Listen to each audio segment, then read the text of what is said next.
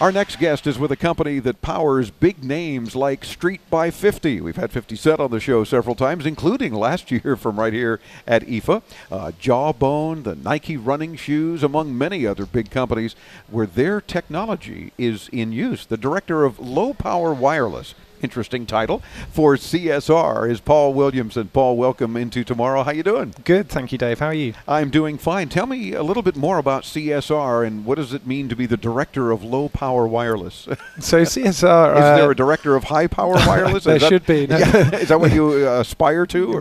No, we're pushing for lower and lower power consumption. Good. So CSR, we're a fabless semiconductor founded in Cambridge in 2001. Started as 8 guys innovating with the world's first single-chip Bluetooth, and we've grown that to a billion-dollar company revenue-wise. And our technology is in a great range of products, from GPS location, imaging chips, and also a lot of audio products, as you've already mentioned kindly. Yeah. Ah, very cool stuff. Now, recently you've introduced an ultra-thin Bluetooth keyboard, right, that I am holding up here and on the video, so check us out at intotomorrow.com. Look how thin this is. I mean, it is literally paper thin and bendable.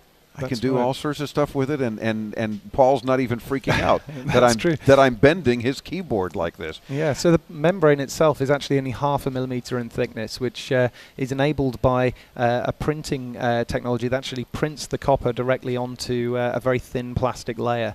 But it gives you all of the touch experience that you would have on the surface of your tablet, but in a wireless product. And that's enabled by a new variant of Bluetooth called Bluetooth Smart, which just really drives down the power consumption of Bluetooth. And it connects to the latest tablets, so Windows 8, iOS 7, macOS Mavericks. Tablets and PCs with those technologies in are supporting this latest Bluetooth Smart standard. So would we expect the ability to use this also with iPads, Android devices of all sorts, that sort of thing? Absolutely. Moving forward, iPads with iOS 7 and Android 4.3, the latest release, has also supported Bluetooth Smart, so we can expect that going forward. Yeah, I mean, we have Bluetooth, and now we have Bluetooth Smart. Right. Go figure. There's all kinds of neat stuff. Now, you're able to actually show us how this works. We've got this very flexible, very cool wireless keyboard. That's right. That you're simply going to a display. Yeah. And check this out as he's actually typing on this cute thing.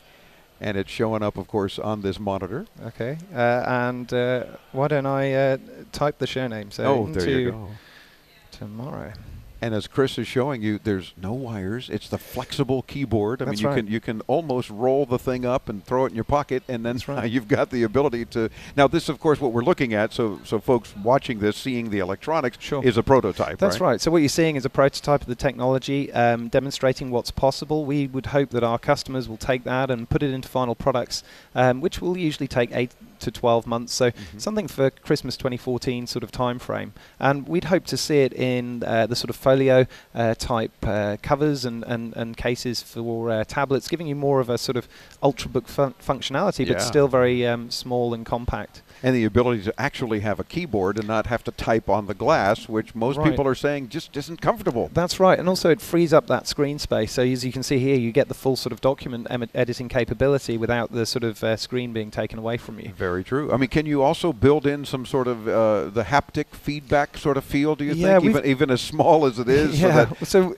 we've been looking at that. I mean, there are a few things we could do with mechanical layers on the top, and the other thing we've been looking at is putting on perhaps a little piezo kind of vibrator here, so as you're tapping away, you're getting that sort of vibration feedback into the keypad itself. Because I'm even used to that with my Galaxy Note, of course, and the ability to just know that you're making contact with the keys. May not be the right ones with fat fingers and so forth, but the fact is that if you can do that as well on these very cool, very thin, flexible keyboards, then you've got that going for you as well. Hopefully, without adding any thickness to it. Exactly. We want to really minimize the bulk we're adding, and it's not just a keyboard this thing can do. I mean, in here we're demonstrating it with a touchpad as you'd have on a on an Ultrabook itself, but you can also use the whole surface as a touch matrix. So it's the full resolution you'd have on a keypad, and you can slide that behind the page of a book, and you could actually write with a capacitive nibbed pen onto your book and have your notes and your handwriting transcribed to the tablet. So very thin and flexible, and that allows it to be used in a sort of notebook format as well. Very cool. And we're talking about a time frame, you said, of probably probably the end of next year. Exactly. I think realistically, to take it from this sort of prototype level into end products, we're looking at sort of next year. So maybe this time next year at IFA next year, it's gone from a prototype to an actual product. Absolutely. I'd love to be back showing you something available to consumers and be able to put it in their hands for Christmas. Dynamite. Well, Paul, we would expect that from you. So there's your commitment. There we go. Yeah. We will have you on if you have actual product, more than the very cool prototype right now. But this is kind of the neat things that we talk about. We cover products available today and into tomorrow,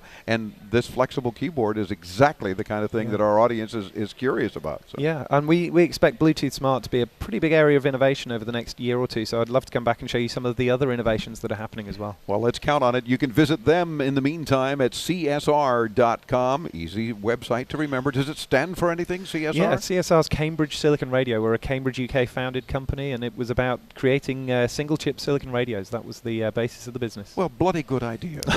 Wonderful Jolly thing. Good, yes. Jolly good, exactly. CSR.com. We'll link you there, too, along with all of our guests here at IFA in Berlin when you visit us at intotomorrow.com. And we're back with more from Berlin, Germany. I'm Dave Graveline with our 10th anniversary edition of IFA as Into Tomorrow continues.